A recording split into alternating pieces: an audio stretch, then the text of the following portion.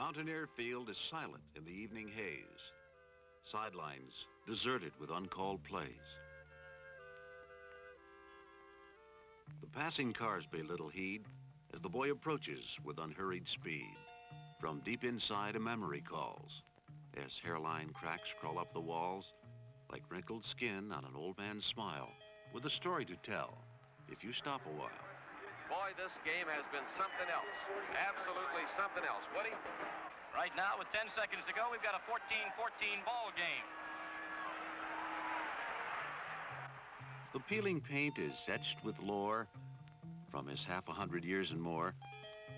For those with magic like the boy, he has tales of tears and tales of joy, of screaming fans in the autumn sun cheering their team for a job well done. Faking the draw to Owens and now throwing the bomb. There's an open man. Swinson on the far side. He's got it out of bounds on the far side of the field at the 23-yard line. 4 seconds to go. Bill McKenzie is on from the 28. It will be a 38-yard attempt. The snap. McKenzie kicks it. It is long enough. McKenzie kicks it. It is good. The ball game is over. McKenzie kicks a 38-yard field goal in the final play of the football game. There's a mob scene out on the field. The Mountaineer fans, what a mob scene. You haven't seen anything like it. The West Virginia Mountaineers have beaten Pitt 17-14. For over 50 years, Mountaineer Field has been a focal point for West Virginia University. It has witnessed many events, thrilling victory, heartbreaking defeat, homecoming queens, and stamping feet. Many great athletes have started their careers on the gridiron at West Virginia. During the early 50s, the Mountaineers were blessed with 2 outstanding players who would later carve out legends in the National Football League. Linebacker Sam Huff achieved his initial fame with the New York Giants. Noted for relentless pursuit and aggressive defense, number 70 made opposing offenses pay dearly for every yard. Moving to Washington, Huff won a place in the hearts of Redskin fans with his game-saving plays. His love affair with the Skins has continued to the present. He now covers Washington games on the Redskin radio network. Fullback Joe Marconi played with Huff at West Virginia, but would later oppose him in the NFL. At Chicago, Marconi developed a reputation as an explosive runner who could turn poor field position into a scoring threat with a single play.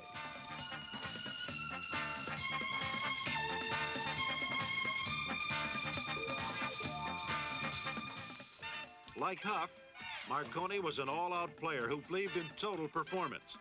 His extra effort often produced devastating results. Number 54, Chuck Howley, made life miserable for NFL quarterbacks during his outstanding career with the Dallas Cowboys. The balance and power of running back Jim Braxton made him a formidable weapon in the Buffalo Bills' rushing attack.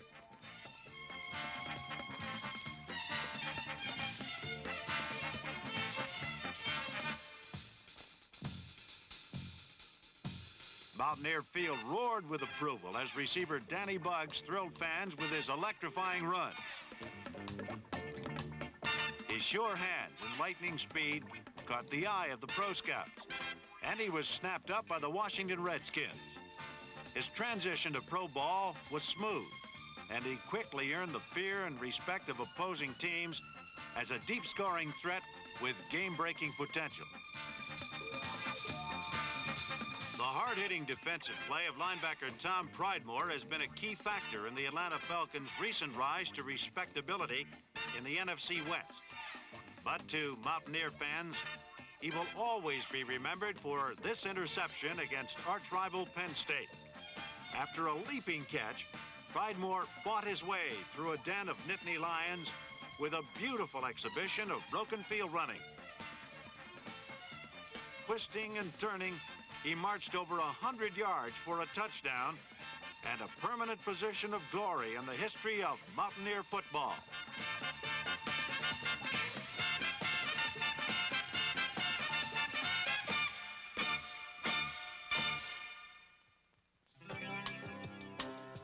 Mountaineer Field is the scene of warm and tender memories for West Virginia fans.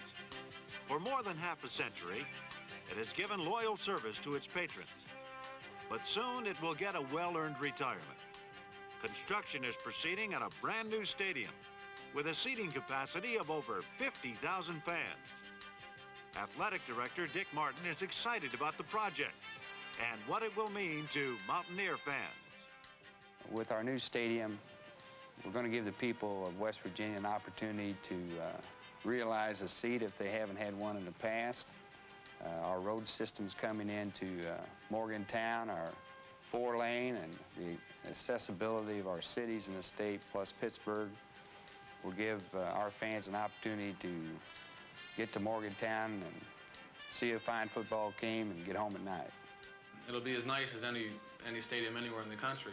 I'm excited about the stadium. You know, it'll bring a lot more people to see us. Now I'll have my parents there. My mother will be right there to see me. And I'm really looking forward to it. The new stadium will offer some very tangible benefits to the university because of the increased revenue from additional ticket sales. To the fans, it means a greater opportunity to see their Mountaineers in person.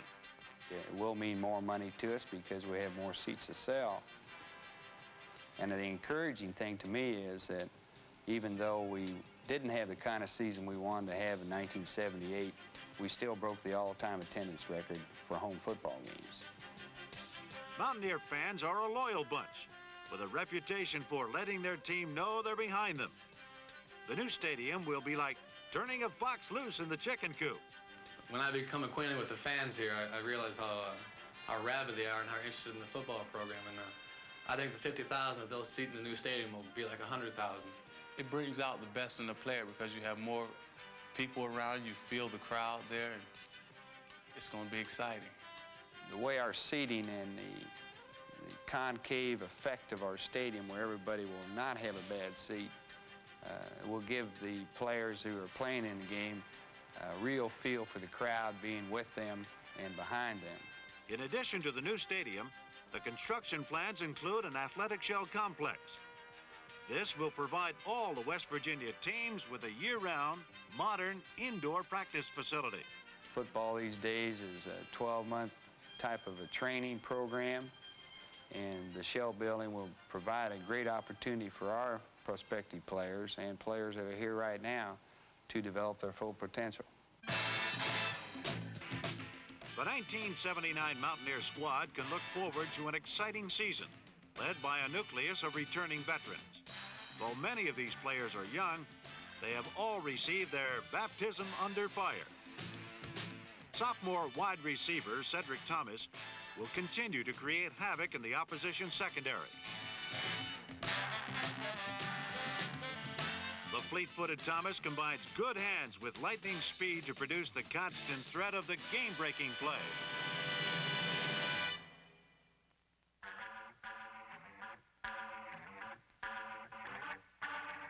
Whether driving up the middle or leaping for a pass, fullback Walter Easley gets the job done with his always thrilling performance.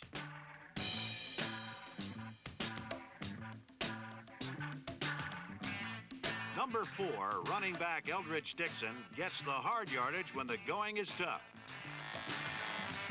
His head-down battering ram style is what extra effort is all about. Number 31, Robert Alexander, will continue to thrill Mountaineer fans with his electrifying runs. The junior running back is a major threat because of his ability to turn a short yardage situation into a long gainer.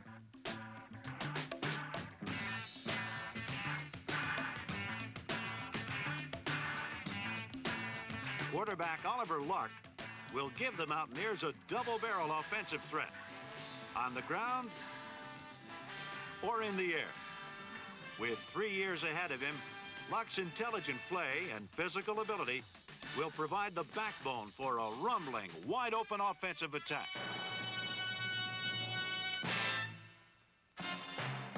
Fulton Walker is a young man who has seen life from both sides.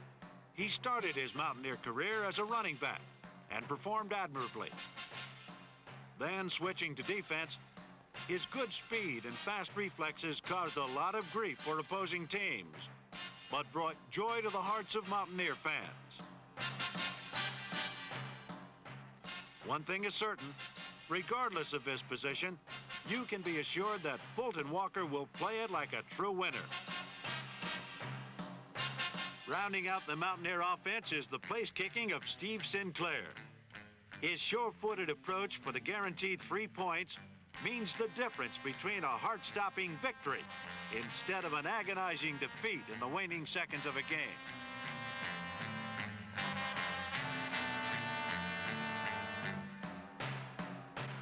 On defense, the Mountaineers will return with their hard-nosed, bone-crunching attack. Sophomore Delbert Fowler is a hungry defensive end. His quick pursuit and dogged determination spell a satisfied appetite. Opposing quarterbacks can expect nothing but misery as junior Al Pasula returns for yet another season of headhunting.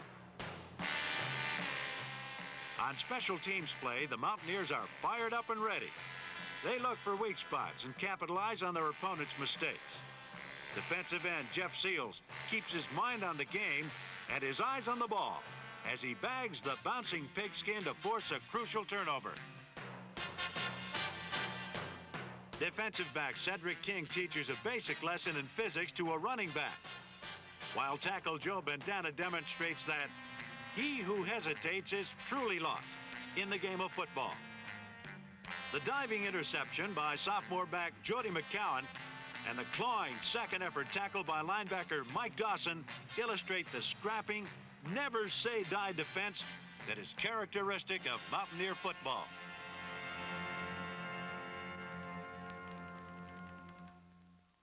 The concept of scholar athlete had its roots in ancient Greece, but it's still a reality at West Virginia.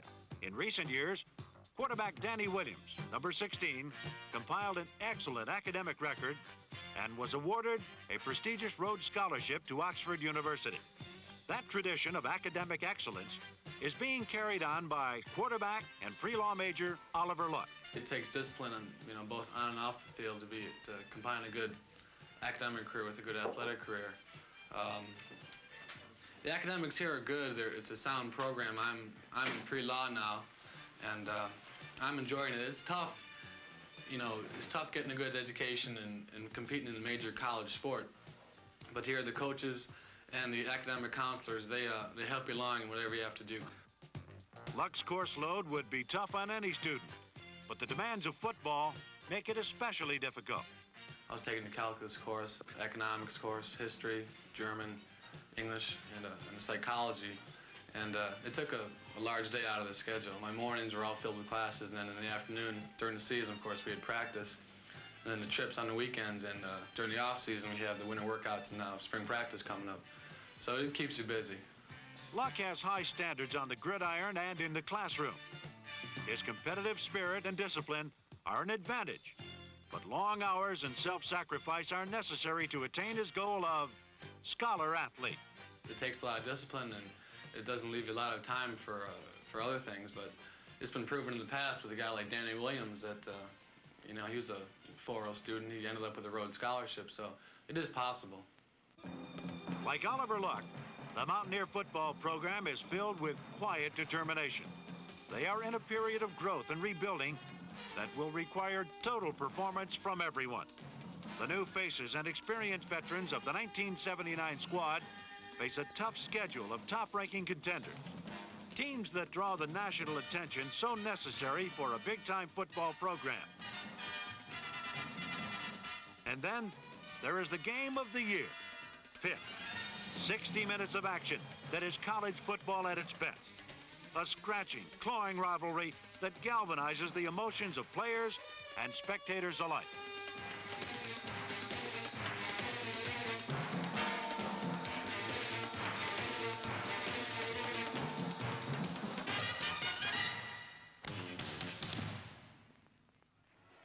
In '79, Pitt is the last home game of the season and the last game to be played in Mountaineer Field. It is a fitting climax for a memory-filled stadium. The stands will shake and echo the Mountaineer cheers for the last time. Like the boy, The 1979 Mountaineer squad is a link between the old and the new. The new stadium is a part of that link also. It is a symbol of the growth and potential of the entire university. It is the realization of the pride and tradition of all West Virginians.